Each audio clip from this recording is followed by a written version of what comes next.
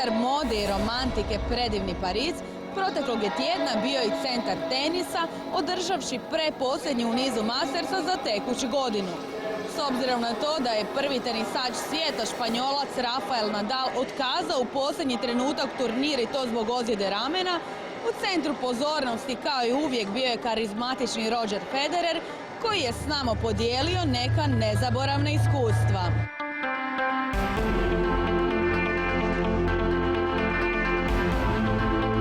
What's the strangest place you ever played tennis? I mean, I've seen the video from Dubai and I was frightened to watch it. I can imagine how was it for you? Yeah, I've played at some very interesting places throughout my career. I've played in front of the Colosseum in Rome. I've played on a boat in Hamburg. I've played, like you said, on the helipad in Dubai. I've played in front of the Duomo in Madrid, in Milan.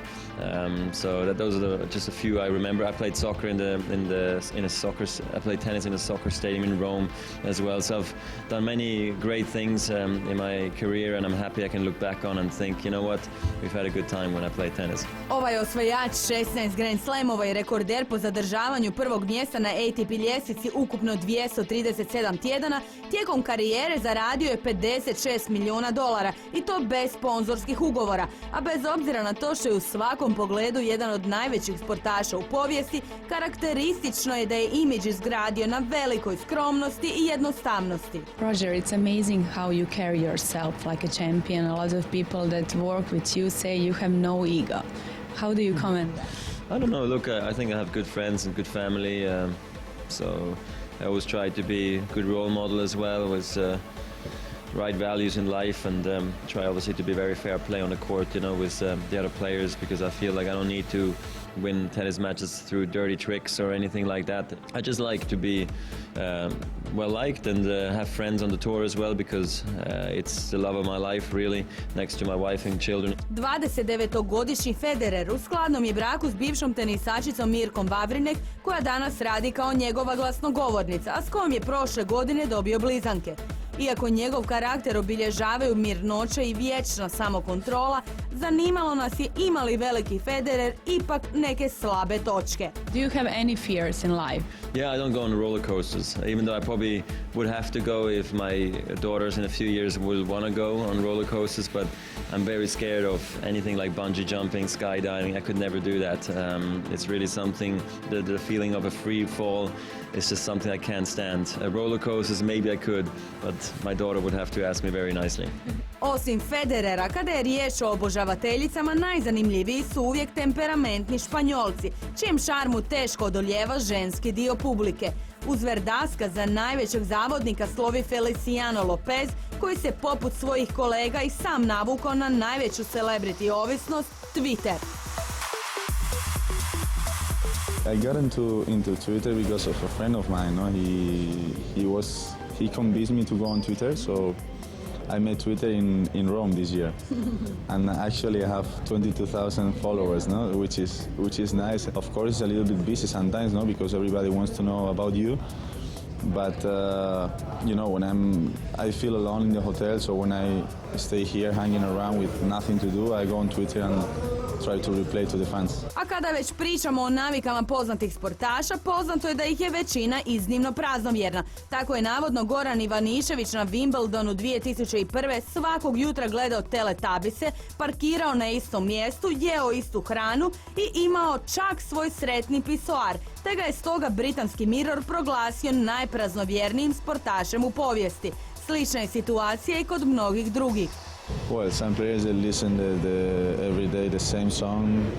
Some players they want to sit in the same chair that they've been seated before when they won. There's so many superstitions around the tennis world. Malo nekad miješam loptice ili čisto za koncentraciju, nešto što me opušta, ali nemam nikakvih specijalnih stvari da tipa gledam crtiće ili filmove ili svaki dan jedem istu hranu ili da se tuširam pod istim tušem. Marin Cilic ili ti čudo iz Međugorja, kojeg se svrstava među 5 najboljih mladih tenisača svijeta, osvajanjem Roland Garrosa postao je prvi Hrvat koji je osvojio juniorski Grand Slam u 21. stoljeću.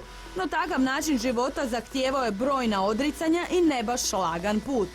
Najteže bih rekao da kad sam se prvi put odvojio od svoje obitelji sa 14 godina, došao sam u Zagreb i bio jesam u obitelji, ali to mi je bila stvarno jedna velika promjena i morao sam se sam tjerati na treninge, sam se motivirati i mislim da mi je to na kraju evo jako i pomoglo i sretan sam što je tako bilo jer sam uspio biti i puno samostalniji i naučiti iz toga mnogo stvari, a i postati čvršći. Kao sušta karakterna suprotnost mirnom Ciliću mogao bi se navesti bivši broj 1 John McEnroe, jedan od najnervoznijih tenisača u povijesti tog sporta, koji gotovo da nije odigrao ni jedan meč bez svađe sa sucem. Answer my question! The question, jerk! You cannot be serious! That ball is on the line! Mostly I remember pretty good things. I try to forget the bad ones, but there were a lot of moments where people talk about how I got angry on the court, so I was always being reminded about that. So when I go out and play now, the funny part is they actually want me to get mad. You're, in part in a lot of movies. Actually, my favorite was Mr. Deeds. So tell me something about that experience. Well, it's fun when you meet people from another part of the entertainment business, and Adam Sandler, he has a lot of good friends, and I became friendly with him, so he suggested that I come and do a movie, and it was a lot of fun to do that. You see sort of a different thing, and you don't want to get too cocky because then you think maybe you're good at acting, and then I realized, man, leave it to the real actors. I have to stick to tennis. McEnroe danas radi kao teniski komentator za neke od najvećih svjetskih TV kuća. Uz to čest je gost raznih TV šova, filmova, reklama i spotova, čija je tematika uvijek parodija na njegov karakter, zbog kojeg je postao svojevrsna ikona. What do you think if you didn't become such a, a successful tennis player? What would you do? I don't know. I'd like to think that I could do something, but my whole life has been tennis, so I would have to go back to school and start over. In one moment, you also wanted to become a rock star. You were into the music. Why did you stop? Well, I wasn't very good, for one thing, but I think I made the right decision. I love sports. I always played sports, so it was good that I played tennis. I wasn't very good in guitar, but I like to play. McEnroe je inače proglašen najboljim igračem u parovima svih vremena. Danas prvo mjesto ima Srbin Nenad Zimonjić, koji je zbog male pogreške kada je bio dječak gotovo ostao zakinut za tenisku karijeru. Interesantna je priča kad sam došao na to prvo testiranje u tenisku školu, vodio me stariji brat, 8 godina stariji.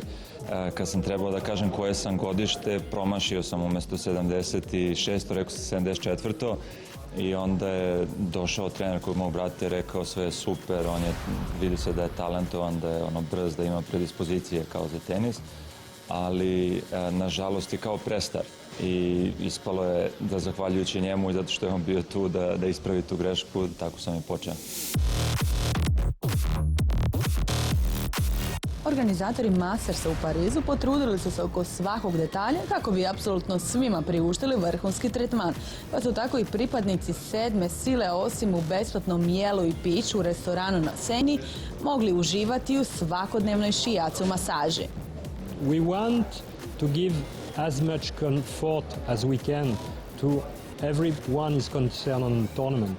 So players, we are talking to them and to the family to see if they're feeling well, what they need, hotel, transportation, everything.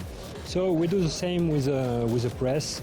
S obzirom na to da od 360 dana gotovo 330 provode na turnirima, tenisači imaju razne hobije kojima krate vrijeme. Tako je atraktivni Francuz skakač Monfils pasionirani pokeraš, a svoju je strast prenio i na kolege. When we are in Davis Cup, we just maybe meet to play cards or to play PlayStation, talking.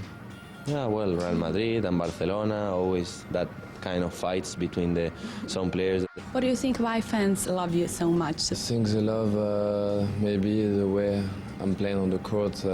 When I said the way I play, it's like they love slide and sometimes some jump and dive. So I think it's the part of the crowd love. If like so many fans you have, you stay under pressure and then you to be nervous, you know, you need to feel, you need everybody waiting from your result, everybody want if you win, and then if you lose, you disappoint yourself, you disappoint fans. That's why sometimes to be famous is not so big for me like good feeling. Poseban Federerov gost na turniru, inače veliki ljubitelj tenisa, bio je poznati svjetski DJ Bob Sinclair, pa tako iščekujte sljedeću nedjelju za ekskluzivni intervju s omiljenim celebrity DJ-em.